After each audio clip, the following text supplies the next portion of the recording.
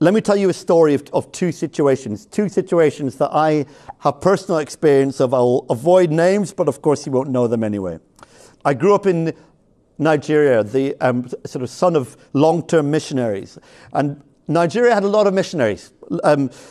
Many missionaries, particularly American missionaries, I have to say, they lived together in what was called kind of compounds, wall compounds, in which they all lived together, set apart in houses. They dressed in Western clothes. They drove Western cars. They were even paid in Western sort of salaries.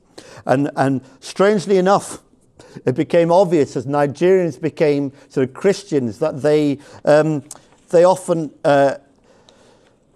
wore Western dress, particularly when they went to church, a Western type building, which they called church. They read books by American and English writers. They often watched American and English video clips.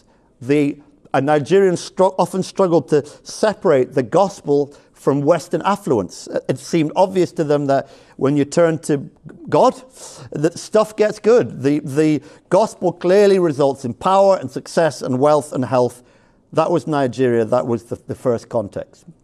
Second situation, I came across a guy, a pioneer minister like me, different diocese in the Church of England. His call was to engage with young people, and particularly skaters. And so he sort of hung out in skate parks. He learned their language. He learned how to skate a little bit. He learned what they liked and what they were sort of good at. But he was worried about freaking them out with the gospel. It felt like a step too far for him. And so I asked him what mission looked like in his context, what it looked like. And he said this. He said, well, we sit on a half pipe and we do yoga. That's what they understand. That's what they get. That's what it looks like.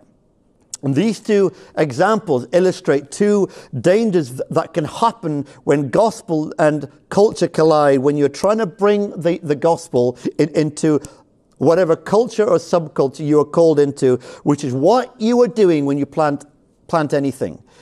And there are two dangers that planters and missionaries and Christian workers often fall into. And one of them is what I call strong gospel and weak culture. And this is what those Western missionaries in Nigeria fell into. It's what the missionary movement of the 19th and 20th centuries fell into, even though they were remarkably courageous people. It is what contemporary church planters do when they rock up into the center of a sort of northwestern town and set up a sort of contemporary church service, worship service, which is what we did in Gateway. And what happens here is failing to listen to the culture of where you are, of failing to incarnate the gospel in a way that people of that culture will hear and understand.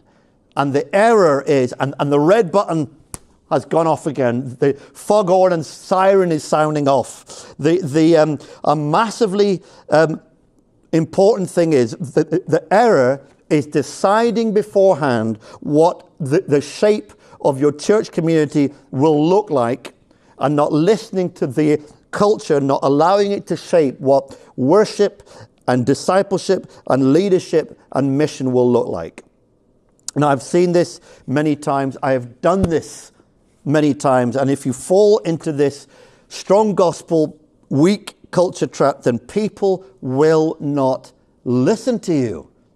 They will be speaking a different language. This is one of the big problems of contemporary church, of established church. We are speaking a language that very few recognize anymore, very few hear, very few understand.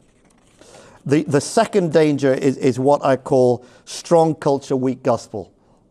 It is what my pioneer friend fell into. If truth be told, what a lot of youth work falls into, and I know this because I spent many years as a youth worker and a youth pastor, and this danger is elevating the importance of cultural integration to such a degree that you allow the culture to dilute the essential message of the gospel. Your gospel just won't translate, or you're afraid it won't. And so let's dilute and dilute and dilute until we have a message that we're happy to put across.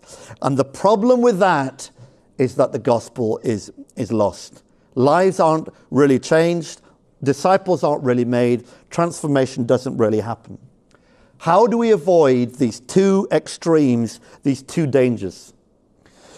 By a crucial skill of the planter called double listening. It's crucial but simple. And this is a process where we are listening to the world, as it were, paying attention to the culture in which you are called to bring this message, as well as listening to the gospel, paying attention to the call for a discipleship, ensuring it is not lost or diluted in its delivery.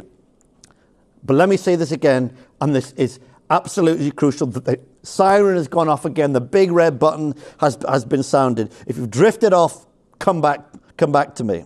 It is crucial that double listening does not begin with the message that you are bringing, but listening to the culture in which you are entering. Let me say that again. It is crucial that double listening does not begin with the message you are bringing, but listening to the culture in which you are entering. That's why cross-cultural missionaries took 7 years to embed before even opening their mouths. If you shortcut this, you will be speaking Greek while everyone else is speaking Spanish. You simply won't be communicating to anybody. My time is up for this group of principles. What is your missional vision? If you don't have one, don't plant. Don't plant it. And a missional vision is first and foremost about context, about that very specific people and place that I am called to. And I must listen to both gospel and culture, starting with that specific culture that I am called to. Culture and vision and double listening.